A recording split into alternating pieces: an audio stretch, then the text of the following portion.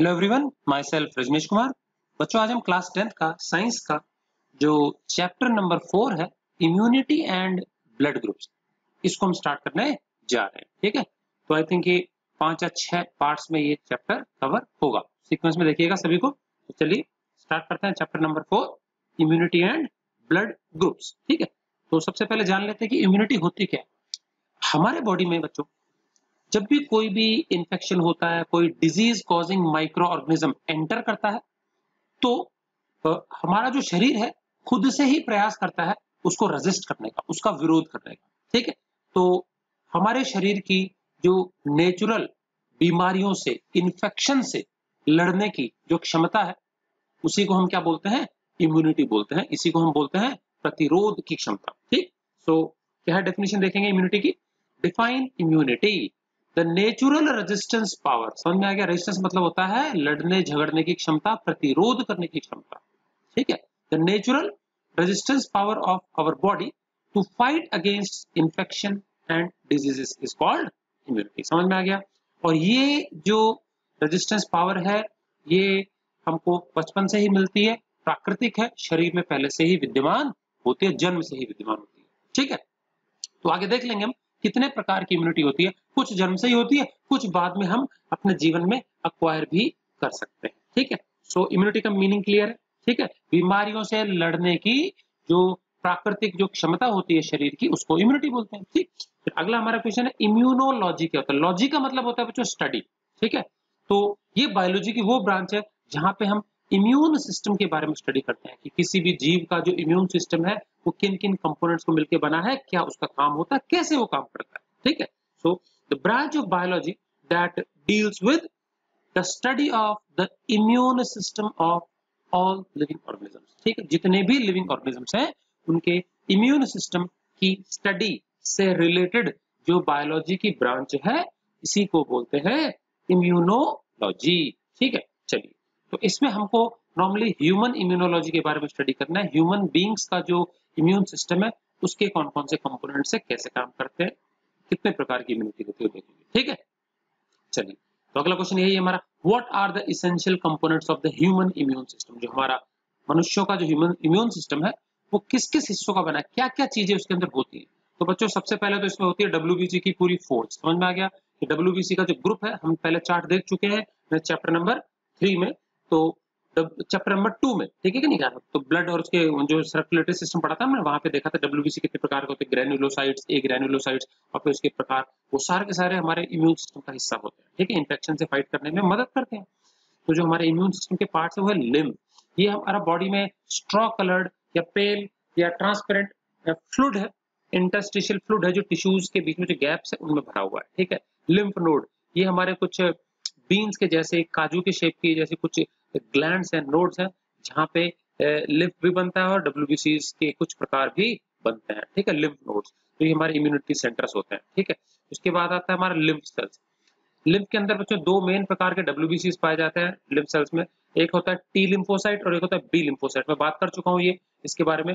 तो एक इसमें से मेमोरी सेल्स हैं, टी सेल्स, जो कि किसी भी अटैक को याद रखते हैं, और बी लिम्फोसाइट जो होते हैं उसको फिर अगर किसी जर्म को डिस्ट्रॉय करना है तो उस जर्म के खिलाफ क्या करते हैं, वो स्पेशल एंटीबॉडीज बनाना स्टार्ट कर देते हैं। तो उस एक्टिव लिम्फोसाइट को हम क्या बोलते हैं? प्लाज्मा सेल बोलते हैं। तो बी लिम्फोसाइट जो होते हैं एंटीबॉडी बनाने के लिए क्या होता है, पहले प्लाज्मा सेल्स में कन्वर्ट हो जाते हैं। ठीक है कि नहीं? क्या उसके बाद आते हैं हमारे तो टी और बी लिम्फोसाइट्स, फिर आते हैं हमारे मोनोसाइट्स, मैक्रोफेजेस। ये हमारे क्या है, बहुत बड़े साइज के सेल्स होते हैं। ये क्या है, फैगोसाइटिक है। इसका मतलब क्या होता है कि ये हड़प जाते हैं सीधे ही माइक्रो ऑर्गेनिजम्स को डायरेक्टली। ठीक है, और उसको डाइजेस्ट कर लेते हैं। फिर न्यूट्रोफिल्स, बेसोफिल्स, इओसिनोफिल्स, ये तीनों प्रकार के हमारे क्या है, डब्ल्यूबीसीज है, जो कि क्या है, ग्रेन्युलोसाइट्स हैं, ग्रेन्युलर साइटोप्लाज्म वाले हैं। उसके बाद लीवर आ गया हमारा। इसके बारे में बता दूं, न्यूट्रोफिल्स जो होते हैं ये फैगोसाइटिक है, ये हड़प जाते हैं माइक्रोब्स को। बेसोफिल्स जो होते हैं ये किसके लिए उत्तरदायी हैं, ये जो हमारे कौन से रिस्पॉन्सेज होते हैं, इन्फ्लेमेटरी रिस्पॉन्स होते हैं ना। इओसिनोफिल्स तो इन्फ्लेमेटरी रिस्पॉन्सेज के लिए होता है। ठीक है, और ये होते हैं हमारे एलर्जिक रिस्पॉन्सेज को कंट्रोल करते हैं। एलर्जी वगैरह होता है ना किसी पर्टिकुलर माइक्रोब के प्रति, या किसी पर्टिकुलर एंटीजन अनवांटेड कंपोनेंट शरीर में घुस जाता है, तो उसके प्रति जो एलर्जिक रिस्पॉन्सेज होते हैं वो कंट्रोल करते हैं। ठीक है कि नहीं, allergy and inflammation. Then liver है हमारा, जो कि डेड आरबीसीज को ब्रेक डाउन करता है, ये भी इम्यून सिस्टम का इंपॉर्टेंट हिस्सा है, ठीक है। उसके अलावा हमारा थाइमस ग्लैंड है, ठीक है, जो कि थाइमोसिन 1 थाइमोसिन 2 नामक हार्मोन्स बनाती है, जो कि इम्यून सिस्टम को बूस्ट करते हैं टीनेज के दौरान। उसके बाद हमारा स्प्लीन है एंड बोन मैरो है, जहाँ पे हमारे ब्लड के कंपोनेंट्स बनते हैं, बहुत सारे आरबीसीज एंड डब्ल्यूबीसीज बनते हैं, ठीक है। तो ये सारे के सारे हमारे कंपोनेंट्स है किसके, ह्यूमन इम्यून सिस्टम के। क्लियर है, चलिए आगे चलते हैं स्क्रॉल करके। अभी हम देखेंगे कि जो हमारा डिफेंस मैकेनिज्म है या इम्यूनिटी है हमारे शरीर की, कितने प्रकार की, कैसे कैसे काम करती है, समझ में आ गया।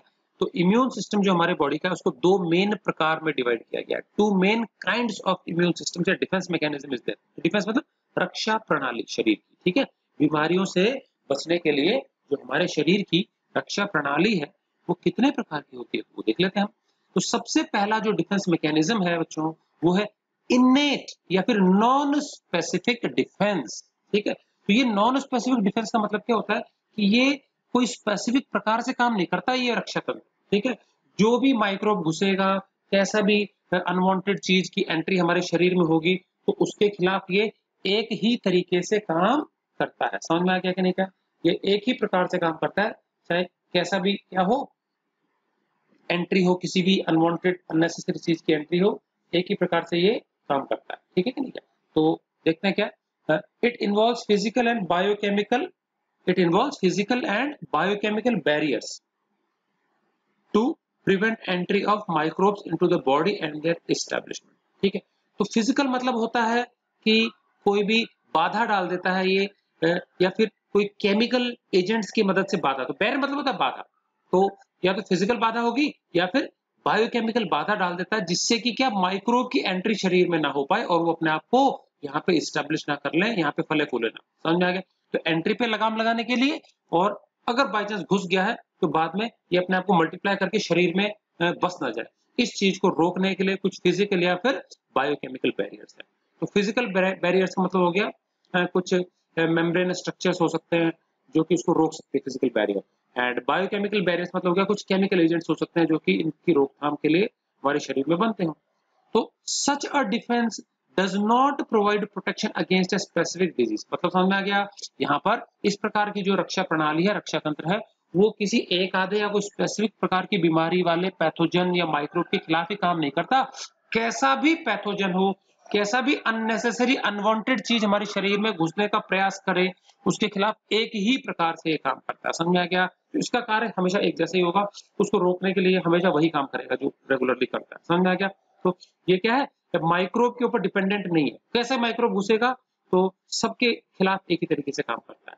तो कौन कौन से इस डिफेंस मैकेनिज्म के तहत क्या क्या कर सकता है, तो मेनली चार मेन प्रकार के बैरियर्स होते हैं यहाँ पे।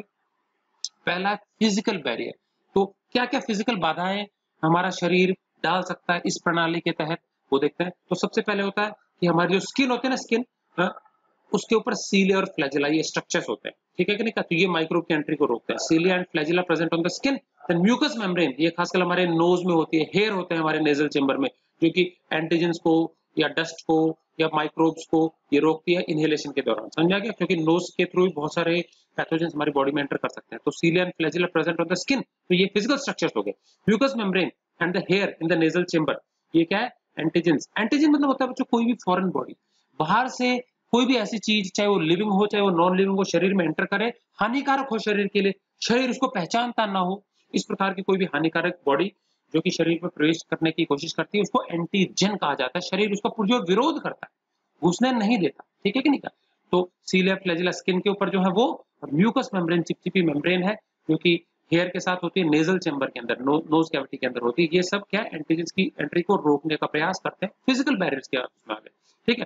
तो मान लीजिए अगर हमारे शरीर के अंदर या नोज के अंदर ही मान लीजिए डस्ट घुस जाती है, पोलन ग्रेन्स घुस जाते हैं, माइक्रोब्स घुस जाते हैं, तो जैसे ही संपर्क में आते हैं ना इन चीजों के वो, ठीक है, तो ये इन्वोक करते हैं कफिंग या स्नीजिंग, तो तुरंत हमको खांसी आ जाती है या छींक आ जाती है। समझ में आ गया। तो छींक और खांसी हमारे इम्यून सिस्टम का ही एक तरह से रिफ्लेक्सेस है, रिस्पॉन्सेज है, जिससे कि उनको वापस ड्राई आउट किया जा सके, शरीर उसकी एंट्री को रोकने की कोशिश करता है। समझ में आ गया कि नहीं क्या। तो ये एक तरह से जो रिस्पॉन्सेज है ना, कफिंग स्नीजिंग, ये एलर्जिक रिस्पॉन्सेज हो गए। समझ में आ गया कि नहीं क्या। तो ये सब डब्ल्यूबीसीएस के द्वारा कंट्रोल होता है, मैंने भी बताया था, बेसोफिल्स एंड इओसिनोफिल्स। चलिए अगला हमारा है केमिकल बैरियर। केमिकल बैरियर का मतलब होता है ये कुछ ऐसे बैरियर्स हैं जहाँ पे कुछ केमिकल सब्सटेंसेस सीक्रेट होता है जिसके कारण कि पैथोजेंस वगैरह मारे जा सकते हैं या इनकी एंट्री को रोका जा सके। For example acidic secretion of stomach. Stomach की जो हमारी इंटीरियर एपिथेलियल लाइनिंग होती है वो डाइल्यूट एक्सेल सीक्रेट करती है। तो अगर हमारे भोजन के साथ, निवाले के साथ अगर हम कुछ भी एनगल्फ करके हम स्वेलो करके शरीर में, स्टमक में ले भी जाते हैं तो स्टमक में जाने के बाद में उस एसिड के कारण बच्चों सारे जर्म्स, बैक्टीरिया, पैथोजेंस वगैरह किल हो जाते हैं, मारे जाते हैं। ठीक है, तो स्टमक का जो एसिडिक सिक्रेशन हमारे लिए बहुत लाभकारी है। इसी प्रकार से the alkaline secretion of vagina. Vagina जो होता है फीमेल रिप्रोडक्टिव सिस्टम में, इसमें कई प्रकार के माइक्रोबियल जर्म्स वगैरह की ग्रोथ हो सकती है। तो इस जर्म्स वगैरह को रोकने के लिए, जर्म्स पनपने से रोकने के लिए वहां पे वजाइना की जो इंटीरियर जो स्किन लाइनिंग होती है वो सिक्रेट करती है क्या, एक एल्कलाइन बेसिक सब्सटेंस सिक्रेट करती है। ठीक है कि नहीं क्या, तो ये जो एल्कलाइन सिक्रेशन होता है ये जर्म्स के ग्रोथ को रोकता है। इसके बाद skin and mucous membrane secrete certain pathogen killing chemical. इसी प्रकार की जो हमारी स्किन होती है, म्यूकस मेम्ब्रेन है जो कि इंटरनल लाइनिंग है हमारी गट की, वो कई प्रकार के केमिकल सीक्रेट करती है जो कि क्या पैथोजेंस को किल करने की क्षमता रखते हैं। तो ये हो गए हमारे बच्चों chemical barriers, chemical substances agents secreted in various parts of the body to kill pathogens. Clear, ताकि उनकी एंट्री शरीर में ना हो पाए, वो कोई हानि ना पहुंचाए। ठीक है, फिर अगला हमारा आता है बच्चों सेल्यूलर बैरियर्स। सेल्यूलर बैरियर का मतलब होता है हमारे कई सेल्स होते हैं जो कि इस प्रकार के पैथोजेंस की एंट्री को या तो रोकने का प्रयास करते हैं और अगर एंट्री हो भी गई है तो उनको वहां से शरीर से हटाने का प्रयास करते हैं। इसमें हमारे WBC की जो फौज है वो काम करती है। ठीक है, so upon entry of pathogen in the body certain phagocytic cells. ठीक है, जैसे ही पैथोजन हमारे शरीर में एंटर करते हैं तो कुछ फैगोसाइटिक WBCs है ना, जैसे कि मोनोसाइट्स हो गए, मैक्रोफेजेस हो गए, न्यूट्रोफिल्स हो गए, ये फैगोसाइटिक नेचर के हैं। ये तुरंत एक्टिवेट हो जाते हैं और ये पैथोजन को जा करके उसको डायरेक्टली एनगल्फ कर जाते हैं, हड़प जाते हैं, निगल जाते हैं और फिर अंदर अंदर उसको तोड़ फोड़ करके अपने एंजाइम्स के द्वारा, लाइसोसोम्स की मदद से उसको डाइजेस्ट करके उसको नष्ट कर देते हैं। ठीक है कि नहीं, तो इस प्रकार से ये स्पेसिफिक सेल्स हैं जो हमारे शरीर को इस प्रकार के पैथोजन से बचाते हैं, उनको पैथोजन को हटाते हैं हमारे शरीर से। सेलुलर बैरियर की कैटेगरी में आ गया। ठीक है, और अगला फिर हमारा इन्फ्लेमेशन। इन्फ्लेमेशन क्या होता है बच्चों, सूजन वगैरह जो होती है। ठीक है, मान लो हमारा कोई पर्टिकुलर जगह चोट लग गई है, हम भाग रहे हैं, दौड़ रहे हैं, गिर गए और अचानक से हम को नीचे रोड पे गिर गए, हाड़ पे, और छिल गया, कहीं पे सूज गया, चोट लग गई। तो जिस जगह पे चोट लगी, कट वुट लग गया, वहां से हमारे शरीर में पैथोजन से एंटीजन की एंट्री हो सकती है। तो उस पर्टिकुलर जगह पे जहां पे भी चोट लगी होती है वहां पे हल्का सा रेडिश हो जाता है, सूज जाता है, पेन होता है, तो वहां पे खूब सारे मास्ट सेल एक्यूमुलेट हो जाते हैं। कौन से cells, MAST, mast cells accumulate हो जाते हैं। और ये मास्ट सेल एक्यूमुलेट होने के बाद में जिस जगह पे भी, जिस साइड पे वो कट घाव लग गया है, वहां पे खूब सारे केमिकल्स सीक्रेट कर देता है, जिससे कि कोई भी अगर पैथोजन घुसा हो, बैक्टीरिया, जर्म्स घुस गए हो उस साइड पे और वो कोई टॉक्सिन प्रोड्यूस करता है जिससे कि सेप्टिक हो जाए, जिससे वो अकड़ जाए वो जगह, स्थान। ठीक है कि नहीं, क्या घाव और बड़ा हो जाए, तो वो टॉक्सिन को न्यूट्रलाइज करने के लिए क्या है, ये मास्ट सेल एक्यूमुलेट हो जाता है और इन्हीं मास्ट सेल के एक्यूमुलेशन के कारण ही वो जगह सूज जाती है। समझ में आ गया, कोई भी एंटीजन घुस जाए उस कट वाली साइड पे, चोट वाली साइड पे, जख्म वाली साइड पे, या फिर कोई भी पैथोजन घुस जाए तो उसके द्वारा टॉक्सिन या कोई भी जहरीली जो पदार्थ है वो प्रोड्यूस किए जाते हैं, तो उसको कौन न्यूट्रलाइज करता है, मास्ट सेल। तो मास्ट सेल के एक्यूमुलेशन के कारण ही क्या होता है बच्चों, यहाँ पे सूजन आती है। तो ये कुछ हमारे क्या हो गए बच्चों, ये हो गए हमारे इनेट डिफेंस मैकेनिज्म के तहत आने वाले 4 मेन प्रकार के बैरियर्स। ठीक है, अब हम अगला देखेंगे। तो इनेट डिफेंस मैकेनिज्म का मतलब होता है कि ये हर प्रकार के जो फॉरेन बॉडीज हैं, पैथोजन है, उसके खिलाफ एक ही तरीके से काम करता है, इसका रिस्पॉन्स एक जैसा ही होता है। ठीक है, अगला हमारी जो टाइप सेकंड इम्यूनिटी है वो है अक्वायर्ड या फिर अडॉप्टिव या फिर स्पेसिफिक इम्यूनिटी। स्पेसिफिक का मतलब होता है ये पैथोजन विशेष के खिलाफ एक पर्टिकुलर प्रकार से ही काम करती है। समझ में आ गया, जैसा पैथोजन वैसे ही हमारे शरीर का जवाब। समझ में आ गया, ये पैथोजन टू पैथोजन वेरी कर सकती है। समझ में आ गया, और ये इम्यूनिटी हमारे शरीर में पहले से मौजूद नहीं होती है, इसको बाद में अर्जित किया जाता है, एक्वायर किया जाता है, ये डेवलप की जाती है बॉडी के अंदर बाद में। समझ में आ गया, तो इसके लिए सबसे पहले देखो हमारे शरीर को जानकारी होनी चाहिए पैथोजन के बारे में, तभी ये इम्यूनिटी डेवलप की जाती है। ठीक है कि नहीं क्या, तो होता क्या है इस इम्यूनिटी में कि हमारे शरीर में मान लो कोई भी पैथोजन घुस गया, ठीक है, और हमारे शरीर ने कभी भी पहले उस पैथोजन को देखा नहीं है, उसको जाना नहीं है। उस समय घुसने के बाद में हमारा शरीर उसको देखता है, उसको जान पहचान लेता है, हमारे WBCs उसको याद रखते हैं और उसके खिलाफ हमारे जो WBCs होते हैं ना, उस पर्टिकुलर पैथोजन के खिलाफ खूब सारे प्रोटेक्टिव प्रोटीन्स, एंटीबॉडीज या फिर वायरस है तो इंटरफेरॉन्स का निर्माण कर लेते हैं। एक बार ये एंटीबॉडी और इंटरफेरॉन जो होते हैं, जो स्पेसिफिक गामा ग्लोबुलिन होते हैं, ये प्रोटीन की कैटेगरी है गामा ग्लोबुलिन, ये एक बार बन गए तो शरीर में लंबे समय तक पड़े रहते हैं, इनकी फौज तैयार हो जाती है। ठीक है, उसके बाद में फ्यूचर में कभी दोबारा सेम पैथोजन हमारे शरीर में एंट्री करता है या अटैक करता है, तो ये गामा ग्लोबुलिन्स उस पर अटैक करके उसको निष्क्रिय कर देते हैं, और एक बार उसको निष्क्रिय कर दिया तो फिर WBC उसको जाकर के कैप्चर करके हड़प जाते हैं। उसको समझ में आ गया? तो इस प्रकार से ये काम करता है सिस्टम। ठीक है, तो इसके लिए हमारे शरीर को की जान पहचान करवानी पड़ती है उन पर्टिकुलर पैथोजन से। तो मान लीजिए फॉर एग्जाम्पल पोलियो है, तो पोलियो का वायरस एक डेडली वायरस है। ठीक है कि नहीं? क्या अब मतलब क्या डेडली, तो क्या ये पैरालाइज कर देता है, छोटे बच्चों में होता है। ठीक है, नहीं क्या हमारे जो मसल्स है हाथ पैरों की वो बेकार हो जाती है। ठीक है, लकवा आ जाता है। तो अब बेसिक आइडिया क्या है, ये एक्वायर्ड इम्यूनिटी कैसे आएगी पोलियो के खिलाफ? तो बच्चों, छोटे जो बच्चे होते हैं 5 साल या उससे कम आयु के बच्चे, उनको हम क्या पोलियो के ड्रॉप्स चलाते हैं, आपने देखा होगा। तो एक्चुअल में जो पोलियो की ड्रॉप्स होती हैं वो पोलियो के वीक किए गए वायरस हैं, जर्म्स हैं, ऑलमोस्ट किल कर दिए या बहुत ज्यादा वीक कर दिए गए, हीट या केमिकल ट्रीटमेंट देकर उन वायरसेस को वीक कर दिया जाता है। ठीक है, और वीकेंड जो पैथोजेंस होते हैं उसकी ड्रॉप हमने शरीर में पहुंचा दी, शरीर में वायरस पहुंच गया, लेकिन बहुत वीक है, बहुत ज्यादा नुकसान नहीं करेगा। ठीक है, हल्का मुल्का बुखार, माइल्ड फीवर आ सकता है, बच जाता है, नहीं तो वो भी नहीं होता। ठीक, एक बार ये वायरस हमारे शरीर में घुस गया तो तुरंत हमारे WBC हरकत में आ जाते हैं। जैसे उसको देख लेते हैं एक बार, तो वायरस क्योंकि वीक है वो इतना नुकसान नहीं पहुंचाता, लेकिन जो हमारे WBC हैं तुरंत उसको पहचान लेते हैं और उसके खिलाफ क्या इफेक्टिव एंटीबॉडी इंटरफेरॉन हो सकते हैं, स्पेसिफिक गामा ग्लोबुलिन्स हो सकते हैं, उनका निर्माण करते हैं और बड़ी संख्या में उनका निर्माण कर लेते हैं। समझ आ गया? जैसे ही वो बन गए तो ये गामा ग्लोबुलिन्स जो होते हैं ये स्पेसिफिक जगह पे जाके उस एंटीजन से या उस पैथोजन से जाके चिपक जाते हैं। चिपकने के बाद में उसको भारी और इमोबिलाइज कर लेते हैं, कैप्चर कर लेते हैं, एक तरह से उसको जाल में फंसा लेते हैं। ठीक है, और उसके बाद फिर हमारे WBC जो होते हैं ना, खासकर मोनोसाइट्स हो गए, न्यूट्रोफिल्स हो गए, मैक्रोफेजेस हो गए, बड़े बड़े साइज के WBC हैं, लिम्फोसाइट भी बोल सकते हैं इनको, ये जाकर के क्या है उस पर अटैक करके उसको खा जाते हैं। समझ में आ गया कि नहीं गया? उसको डिस्ट्रॉय कर देते हैं। तो ये जो चीज, जैसे फॉर एग्जांपल पोलियो के ड्रॉप्स हमने डाली, इसी को वैक्सीन का नाम देते हैं। समझ में आ गया? तो पर्टिकुलर प्रकार के पैथोजन के, पर्टिकुलर प्रकार की बीमारी फैलाने वाले जो पैथोजन होते हैं, उसका डेड सीरम, उसके डेड पैथोजन को शरीर में इंट्रोड्यूस करवा करके हमारे शरीर को पहचान करवाई जाती है उन पैथोजन से, जिससे कि हमारे शरीर के जो WBCs हैं वो क्या कर सकते हैं, स्पेसिफिक एंटीबॉडीज का निर्माण कर लेते हैं, जो कि फ्यूचर में अटैक को रोकने में सक्षम होते हैं। ठीक है, या फ्यूचर में कोई उनको नुकसान नहीं होता शरीर को। इस प्रकार की इम्यूनिटी जो स्पेसिफिक माइक्रो ऑर्गेनिजम्स के खिलाफ शरीर में डेवलप की जाती है बाद में, वो कहलाती है एक्वायर्ड इम्यूनिटी या फिर स्पेसिफिक इम्यूनिटी या फिर अडॉप्टिव, अर्जित की गई इम्यूनिटी। ठीक, चलो, द इम्यूनिटी डेवलप, समझ में आ गया? ये डेवलप की गई है in the body against specific invaders. Specific मतलब कुछ फिक्स इन्वेडर होते हैं, आक्रमणकारी पैथोजन जिसको बोल सकते हैं, बीमारी फैलाने वाले जर्म्स, और टॉक्सिन्स या फिर कोई जहरीले तत्व भी हो सकते हैं। ड्यूरिंग द लाइफ टाइम, जीवन काल के दौरान कभी भी इम्यूनिटी डेवलप की जा सकती है वैक्सीन के माध्यम से। ठीक है, ये कहलाती है अक्वायर्ड और स्पेसिफिक इम्यूनिटी। तो वो पिछले वाली जो इम्यूनिटी थी वो नॉन स्पेसिफिक थी, वो हर एक प्रकार के जर्म्स के खिलाफ एक ही तरह से काम करती है, जबकि अलग अलग प्रकार से जर्म का प्रकार के हिसाब से ही एंटीबॉडी का प्रकार बनता है। समझ आ गया कि नहीं? क्या in this type of immunity a specific globulin, मैंने बताया था ये ग्लोब्यूलिन है, और इसको गामा ग्लोब्यूलिन इसलिए बोलते हैं क्योंकि बच्चों गामा का मतलब होता है ये वाई, हमारा जो ग्रीक भाषा का लेटर वाई होता है उसको गामा कहा जाता है।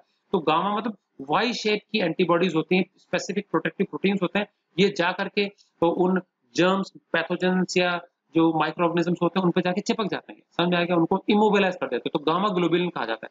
तो स्पेसिफिक इसलिए बोला है कि जर्म्स के ऊपर डिपेंड करता है, जैसा जर्म उसी प्रकार से इन गामा ग्लोब्यूलिन्स का कंपोजिशन होगा जो उसके खिलाफ इफेक्टिव होता है। तो इसका मतलब ये है कि दुश्मन को देख के हथियार का निर्माण होता है शरीर में। समझ में आ गया कि नहीं? क्या तो स्पेसिफिक गामा ग्लोब्यूलिन, जिसको हम शॉर्ट में एंटीबॉडी बोल देते हैं, तो एंटी का मतलब विरोध करने वाली बॉडी है, तो जो बाहर से घुस गया उसका विरोध करने वाला जो शरीर ने तत्व बनाया वही एंटीबॉडी है, प्रोटीन्स है। ठीक है, तो ये रिलीज होते हैं बन के टू डिस्ट्रॉय दैट माइक्रोब और एंटीजन। एंटीबॉडी खुद डिस्ट्रॉय नहीं करती, उसको इमोबिलाइज करती है, उसको बस बांध के रख देती है, उसको डिवाइड करने नहीं देती। ठीक है, उसको मल्टीप्लाई करने नहीं देती, इधर उधर भागने नहीं देती, और उसके बाद WBC का शिकार कर लेते हैं। ठीक है, समटाइम्स द लिम्फोसाइट्स, और उसके बाद एक बार ये इमोबिलाइज हो गए ना एंटी माइक्रोब्स, ठीक है, तो फिर क्या होता है, तो माइक्रोब हो सकता है एंटीजन, एंटीजन मतलब एनी फॉरेन बॉडी। तो उसके बाद जो लिम्फोसाइट्स होते हैं हमारे, दे में एंटायरली एनगल्फ द माइक्रोब, फिर वो माइक्रोब को पूरा साबुत ही निगल जाते हैं। समझा क्या?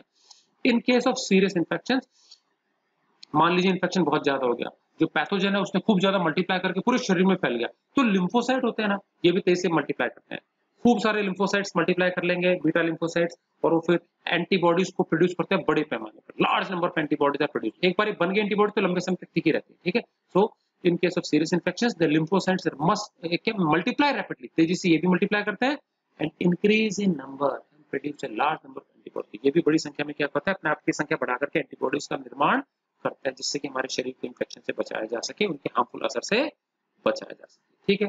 तो ये दो प्रकार की होती है बच्चों, active immunity and passive immunity. समझना ध्यान से, एक्टिव का मतलब होता है हमारे शरीर का जो इम्यून सिस्टम है वो खुद से एंटीबॉडी का निर्माण करता है, तो इसमें हमारे इम्यून सिस्टम का खुद का रोल है, बस एक बार उसकी पहचान करवा देनी पड़ती है, मिला देना पड़ता है कि भाई ये पैथोजन है लेकिन वीक है, बना लो जो बनाना है इसके खिलाफ।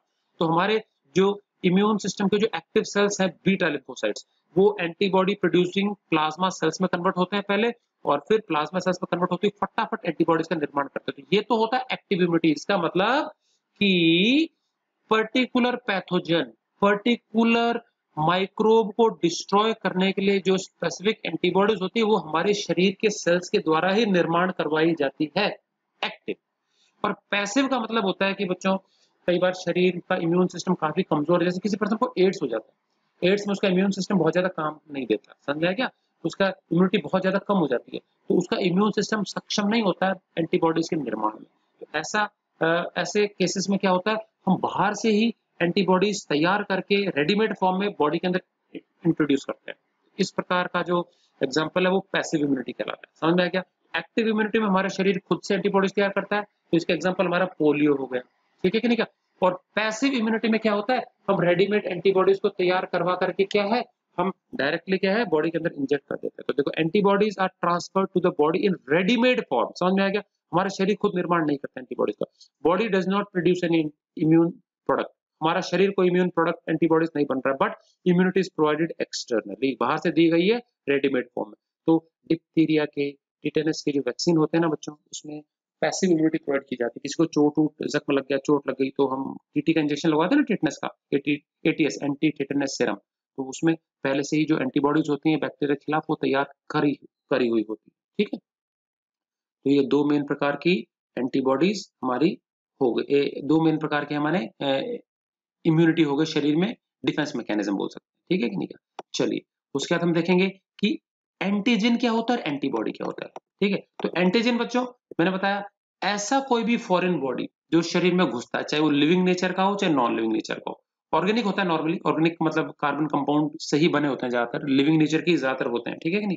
सो एंटीजन क्या होता है, any foreign body, foreign particle, ठीक है, ऑर्गेनिक इन नेचर, समझ में आ गया। तो कहीं ना कहीं से लिविंग से इसका संबंध है, that is harmful for our body, जो हमारे शरीर के लिए क्या हो, नुकसानदायक हो, ठीक है। और upon entry into the body it stimulates the immune system, जैसे ही हमारे शरीर में घुसता है तो हमारा जो इम्यून सिस्टम है, जो रक्षा तंत्र है हमारे सिस्टम को, तुरंत हरकत में आ जाता है, समझ में आ गया, और तुरंत रिस्पॉन्ड करके उस पर्टिकुलर एंटीजन के खिलाफ, फॉरेन पार्टिकल के खिलाफ एंटीबॉडी का निर्माण करने लगता है, स्पेसिफिक एंटीबॉडी जो उसका विरोध कर सके, उसको कैप्चर कर सके, उसको नष्ट कर सके, समझ में आ गया। तो मैंने बताया इसके लिए हमारे बॉडी में स्पेशल डब्ल्यूबीसी के जो हमारे ग्रेन्युलोसाइट्स होते हैं, agranulocytes, non granular cytoplasm वाले, उसमें लिम्फोसाइट्स हमारे दो प्रकार के होते हैं, T lymphocyte and B lymphocyte. तो टी लिम्फोसाइट तो मेमोरी सेल्स होते हैं जो कि खाली अटैक को याद रखते हैं हमेशा, ठीक है कि नहीं का।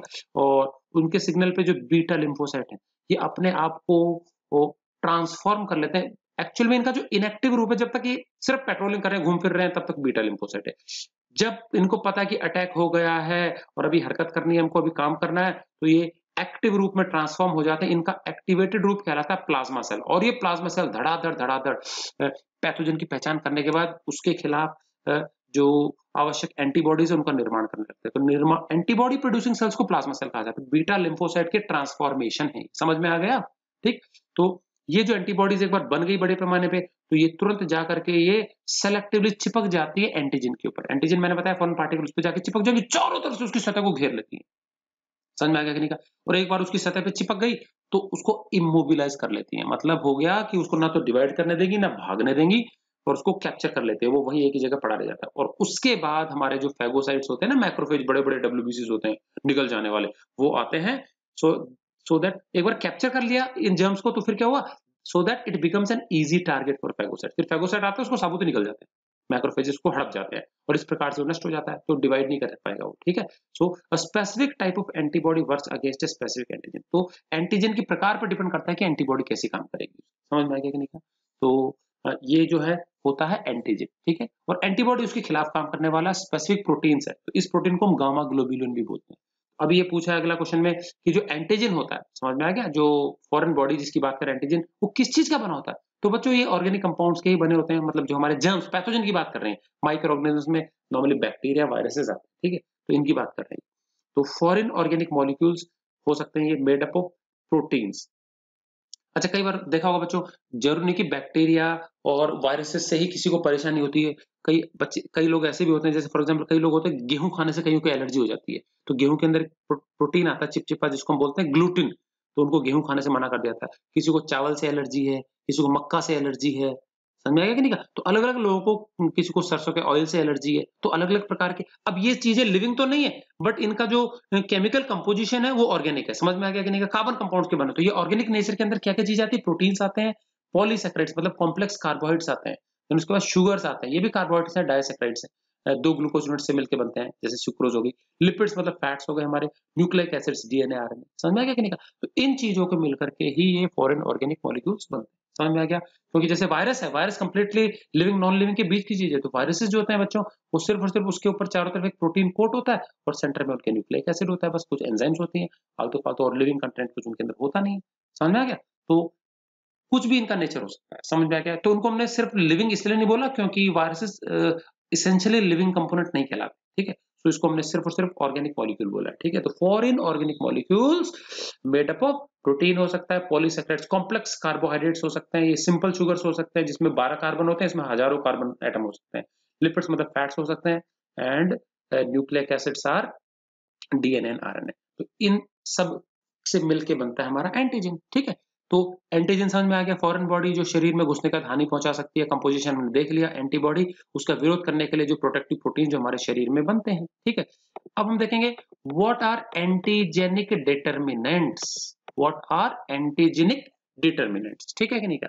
तो बच्चों हर एंटीजन हमारे शरीर में जैसे ही प्रवेश करता है तो उसकी सतह के चारों ओर कुछ ऐसे स्पेसिफिक रीजन साइट होते हैं, समझ में? एंटीजन जो मॉलिक्यूल फॉर एग्जांपल बैक्टीरिया ही शरीर में घुस गया तो उसकी जो सतह होती है ना, बैक्टीरिया जो ऐसे गोलमोल सरफेस है, मान लो ये बैक्टीरिया है पूरा, उसकी सतह पे चारों तरफ, की सतह पे चारों तरफ कुछ ऐसे स्पेसिफिक रीजन साइट्स होते हैं जहां पर एंटीबॉडी जाकर के चिपक सकते हैं। एंटीबॉडी जो हमारे शरीर ने खुद बनाया है, प्रोटेक्टिव प्रोटीन, वो जाके चिपक सकता है, वाई शेप का फोर्क लाइक स्ट्रक्चर है, वो जाके चिपक जाते हैं, समझ में आ गया कि नहीं क्या? और ये स्थान जहां पर एंटीबॉडी जाकर के अटैच होती है किससे? एंटीजन से, फॉरेन बॉडी से, वो रीजन कहलाता है एंटीजेनिक डिटर्मिनेंट। इसी को हम एपिटॉप भी कहते हैं। क्या बोलते हैं बच्चों? एपिटॉप, EPITOP, एपिटॉप, ठीक है। सो क्या है ये बताओ? The area of the antigen molecule that reacts या फिर बाइंड्स विद द एंटीबॉडी, वो स्थान, वो रीजन किसका? एंटीजन का, जो कि एंटीबॉडी के साथ जाकर के रिएक्ट करके चिपक जाता है उससे, ये कहलाता है एंटीजेनिक डिटरमिनेंट या फिर एपिटॉप कहलाता है, ठीक है। इसी प्रकार से बच्चों जो एंटीबॉडी होती है ना, एंटीबॉडी उसका वो रीजन, वो वाई शेप का स्ट्रक्चर होता है। एंटीबॉडी कहती है वाई शेप का स्ट्रक्चर होता है, तो वाई रीजन का जो ये दो आर्म्स है, वाई वाली ऊपर वाली हिस्सा, एक तो ये वाला और ये वाला, वाई का जो ऊपर वाला दो हिस्सा होता है ना, वो तो उस जगह से जाकर के एंटीबॉडी जो होती है वो चिपकती है किस पे? एंटीजन पे, तो वो रीजन पैराटॉप कहलाता है। तो समझ में आ गया? एंटीजन का हिस्सा जो चिपकता है वो है एपिटॉप, EPITOPE, और जो एंटीबॉडी का हिस्सा है वो क्या कहलाता है? पैराटॉप, ठीक है। तो याद रखने का तरीका बताओ, क्या है बताओ? एंटीबॉडी का स्पेलिंग गौर करेंगे, ANTIBODY, 8 लेटर्स है, ANTIBODY, और पैराटॉप PARATOPE, समझ में आ गया? 8 तो एंटीबॉडी और पैराटॉप का कॉम्बिनेशन है। और यहाँ पे एपिटॉप में देखो 7 ही एक्शन है, EPITOPE, तो गड़बड़ नहीं करेंगे आपस में, कई बार इधर उधर कर देते हैं बच्चे, समझ में आ गया? तो epitope is region of the antigen that specifically reacts or binds with the antibody, whereas paratop is that site of antibody which attacks and binds the antigen. Clear? इनको हम एंटीजेनिक डिटर्मिनेंट भी बोलते हैं, ध्यान देना। नॉर्मली अब ये antigenic determinant क्या होता है? मैंने बताया कि जैसे ये नॉर्मली क्या होते हैं, ऊपर देखा होगा हमने, nature proteins, polysaccharides, sugars, lipids, कुछ भी हो सकते हैं। तो नॉर्मली प्रोटीन नेचर होता है एंटीजेनिक डिटरमिनेंट जो होता है, ठीक है? तो कुछ जो उनकी जो साइट्स होती है ना, बैक्टीरिया या जर्म्स या कुछ के उनके ऊपर, तो उनके ऊपर कुछ स्पेसिफिक प्रोटीन्स की चेन्स होते हैं, छोटी-छोटी, उनकी मेम्ब्रेन से निकलती रहती हैं, सेल मेम्ब्रेन जो होती है ना उनकी, उन्हीं से बाहर निकलती रहती है। तो ये जो प्रोटीन की चेन, और प्रोटीन हमको पता है अमाइनो एसिड की चेन होती है। तो एक-एक एंटीजेनिक डिटरमिनेंट में लगभग 6 से लेकर 8 तक छोटी-छोटी अमाइनो एसिड की चेन्स होती है, और इन्हीं साइट्स पे जाकर के वो एंटीबॉडी चिपकती है। तो what is an antigenic determinant? It is a small chain of 6 to 8 amino acids which are projecting out from the cell membrane. ठीक है कि नहीं है? और सेल मेम्ब्रेन हमको पता है प्रोटीन और लिपिड्स की बनती है, ठीक है? तो उसी में प्रोटीन्स के कुछ स्ट्रक्चर्स होते हैं जहां पे ये एंटीबॉडी जाकर चिपक सकती हैं। और ऐसे the number of such determinants in an antigen, एक एंटीजन में ऐसे स्ट्रक्चर जो होते हैं डिटरमिनेंट्स, वो 100 या उससे ज्यादा हो सकते हैं। और इसी संख्या को हम एंटीजेनिक वैलेंसी भी कहते हैं। समझ में आ गया? तो वैलेंसी का मतलब कितने साइट से जहां पे एंटीबॉडी जाकर के चिपक करके अटैक कर सकती है। समझ में आ गया? तो जितने ज्यादा एंटीजेनिक डिटरमिनेंट, जितने ज्यादा एंटीजेनिक वैलेंसी, जितने ज्यादा ऐसे स्पॉट्स, उतने ही ज्यादा संख्या में एंटीबॉडी लगने वाली है उसको घेर करके, उसको इमोबिलाइज करने के लिए, उसका शिकार करने के लिए। समझ में आ गया? तो ये हमारे शरीर को इससे पता लगता है। तो इसीलिए स्पेसिफिक प्रकार की एंटीबॉडी, स्पेसिफिक संख्या में, ये सब जानना बहुत जरूरी है हमारे शरीर को। समझ में आ गया कि नहीं? तो normally an antigenic determinant is a small chain of 6 to 8 amino acid. समझ में आ गया? And the number of such determinants in an antigen, antigen to antigen ये वेरी करता है, is called the valency of the antigen. ये antigen की valency कहलाता है। समझ में आ गया? कितने डिटरमिनेंट्स हैं ऐसे, कितनी चेन्स हैं अमीनो एसिड्स की, और उतने ही अमीनो एसिड्स हमारे, उतने ही हमारे एंटीबॉडी जाके चिपकेंगे, उतनी संख्या में बनाने पड़ेंगे। In micro organisms the antigen valency में वेरी मे बी 100 और मोर, तो 100 या उससे अधिक हो सकते हैं। मतलब एक एक पैथोजन को इमोबिलाइज करने के लिए 100 या उससे ज्यादा एंटीबॉडी मॉलिक्यूल्स की आवश्यकता हो सकती है। ठीक है बच्चों, चलिए तो वीडियो को ज्यादा लंबा नहीं करेंगे, आज की वीडियो के लिए इतना ही। आप लोग पूरा ये ध्यान से देखेंगे और पूरा देखने के बाद समझ के पूरा ढंग से उसको नोट करेंगे। ठीक है, नेक्स्ट वीडियो में हम जानेंगे कि जो हमारी एंटीबॉडी होती है उसका स्ट्रक्चर कैसा होता है, कैसी वो दिखती है, उसका वाई शेप का जो स्ट्रक्चर है वो किन किन चीजों का बना हुआ है, एंड कितने प्रकार की एंटीबॉडीज होती है, कौन सी एंटीबॉडी कैसे काम करती है, क्या उसका फंक्शन होता है। तो ये हम डिटेल में अगले वीडियो में देखेंगे। So till then, goodbye and thanks for watching.